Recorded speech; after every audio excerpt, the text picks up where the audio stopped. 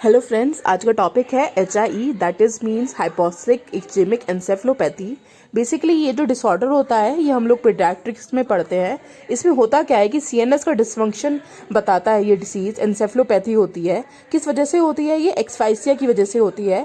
Perinatal time period में जब एक्सफाइसिया generate हो जाता है और वो एक्सफाइसिया और हाइपोक्सिया जब हमारे ब्रेन तक चला जाता है तो हमारा HIE जो है वो डेवलप हो जाता है। पैथोलॉजिकली वैसे तो कोई फैक्टर नहीं होते जो इसमें हमारे मैटरनल या फीटल ब्लड की सर्कुलेशन को अफेक्ट करें, लेकिन होता क्या है कि जब भी कभी कोई मैटरनल या फीटल ब्लड सर्कुलेशन को कोई भी चीज़ जो उसमें रुकावट लाती है, या डिलीवरी फैक्टर हो सकता है या फीटल फैक्टर हो सकते हैं, तब क्या होता है जिसकी वजह से आपका हाइपोक्सिया जनरेट हो जाता है फीटस में।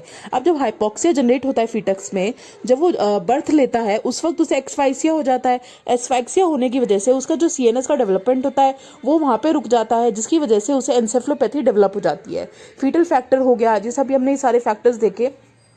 बात आती है कि आखिर एक्सफाइसिया क्यों जनरेट हो रहा है। बेसिकली ये एक तरह का सेल्फ डिफेंसिव मैकेनिज्म होता है जिसमें बॉडी क्या करती है कि वो सबसे पहले एक्सफाइसिया के जनरेट होने पर बॉडी के जो वाइटल ऑर्गन्स होते हैं, जैसे कि हमारा ब्रेन हो गया, हार्ट हो गया, उनको ब्लड सप्लाई देती है, उनको ऑक्सीजन देती है और बाकी जगह की ऑक्सीजन को रोक देती है। लेकिन क्या होता है, जैसे जैसे ये ज़्यादा एक्सफाइसिया जनरेट होता रहता है तो वो ब्रेन की ऑक्सीजन सप्लाई को भी रोक देती है, जिसकी वजह से एन्सेफेलोपैथी जनरेट हो जाता है। देखिए, जैसे यहाँ पे बताया हुआ है, hypoxic cellular damages, reversible damage होता है। कैसे जनरेट हो रहा है? जिसकी वजह से जो ATP है उसकी प्रोडक्शन कम हो जाती है और हाइपोक्सिया वहाँ पे जनरेट हो जाता है। इसमें हम लोग जैसे अभी हमने देखा कि रिवर्सिबल डैमेज हुआ कि ठीक है, अगर थोड़ी सी ड्यूरेशन के लिए होता है तो ये जो चेंज होता है ये रिवर्सिबल हो सकता है। लेकिन कई बार क्या होता है कि ज़्यादा देर तक एक्सफाइसिया रहने की वजह से, जब बच्चा जन्म लेता है उस वक्त उसकी मदर के जेनाइटल ट्रैक्ट से जब तक बाहर आता है, जब तक बहुत देर हो जाती है, जिसकी वजह से उसको इरिवर्सिबल हाइपोक्सिया जनरेट हो जाता है।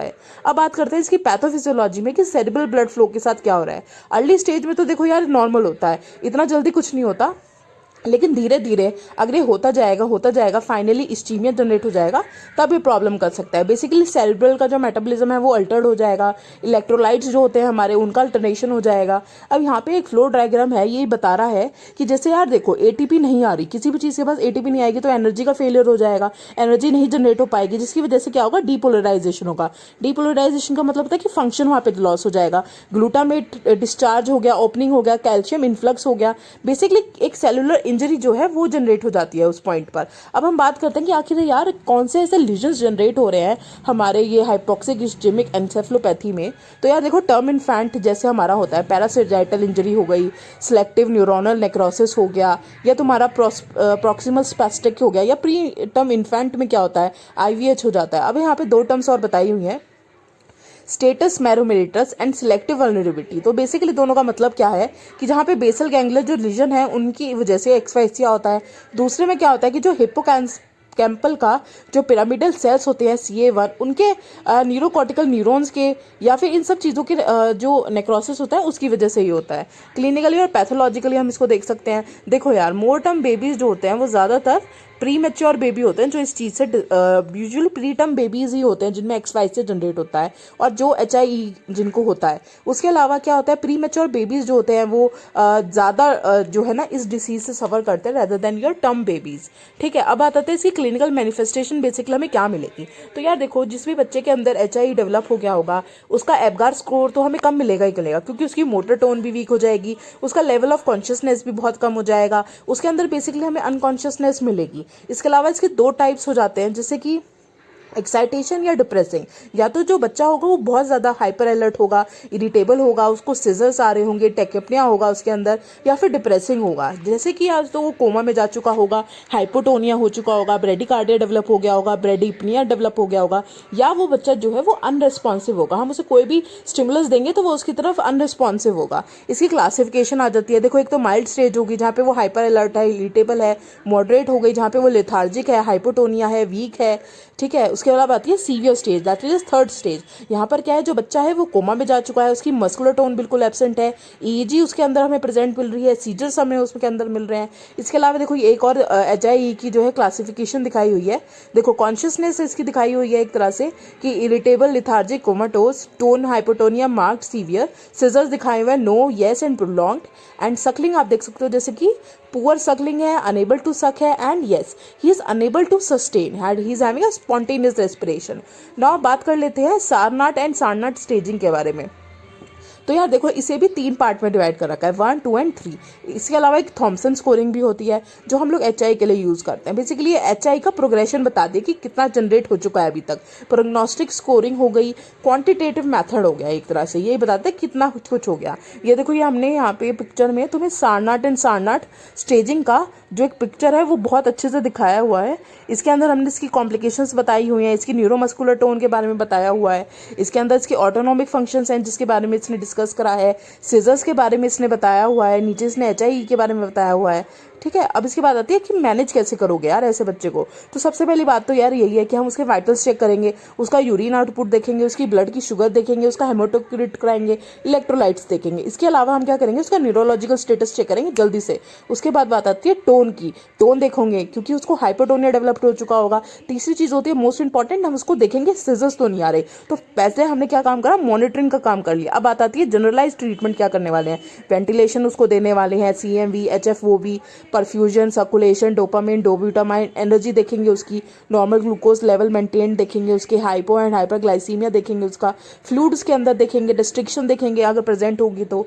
इसके अलावा आ जाते हैं उसके इलेक्ट्रोलाइट, जैसे कि सोडियम एंड कैल्शियम जो है उनको हम लोग मॉनिटर करेंगे।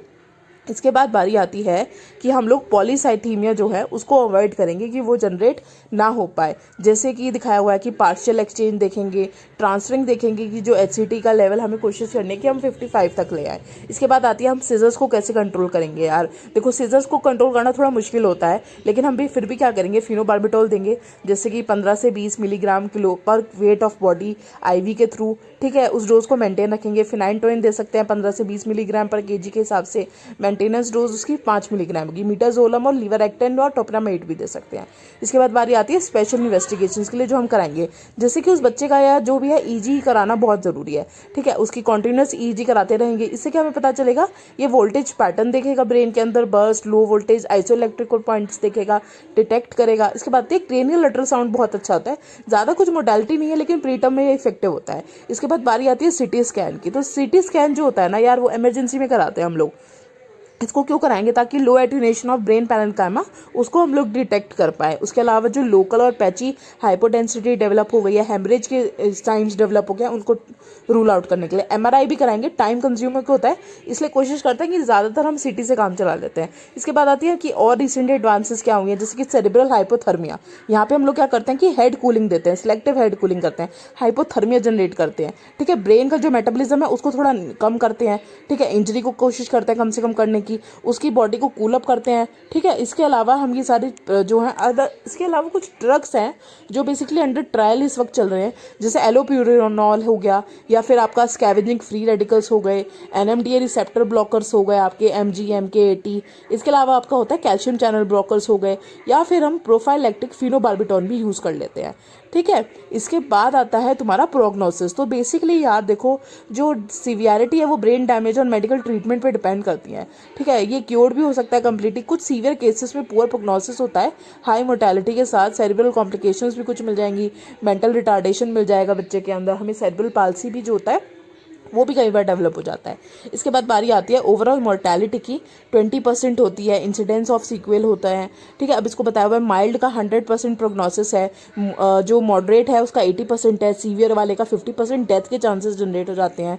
इसके अलावा जिसमें सीजर्स प्रेजेंट हैं उसमें बहुत ज़्यादा चांसेस बढ़ जाते हैं कि सेरेब्रल पाल्सी जो है वो डेवलप हो जाएगा 50 to 70 टाइम्स बिना सीजर डेवलप हुए वाले में। अब इसके बाद बारी आती है कि यार हम इसकी प्रिवेंशन कैसे कर सकते हैं। प्रिवेंशन होती है कि कोई भी चीज़ को डेवलप होने से पहले उसे कैसे रोका जा सकता है कि उसके चांसेस कम हो जाए। जैसे कि हम उसे अच्छी ऑब्स्टेट्रिक केयर प्रोवाइड करें जब उस बच्चे का बर्थ हुआ है, या फिर एक अच्छी रिससिटेशन टीम को हम लोग तैयार रखें कि जब भी ऐसे हमें एक्सफाइसिया मिले बर्थ के टाइम पे तो उसे जल्दी से जल्दी हम उसको मैनेज कर पाएँ। तो ये पूरा टॉपिक था हमारा HI के बारे में। हमने पढ़ा इसकी इटियोलॉजी क्या थी, इसके कौन कौन से ड्रग्स हम लोग यूज़ करते हैं, हम इसको मैनेज कैसे करते हैं, इसकी प्रिवेंशन हम कैसे कर सकते हैं, इन सब चीज़ों के बारे में हमने आज पढ़ा। इसके अलावा भी हम और अच्छी वीडियोज़ बनाएंगे। अच्छी लगी हो तो लाइक कीजिएगा, सब्सक्राइब कीजिएगा।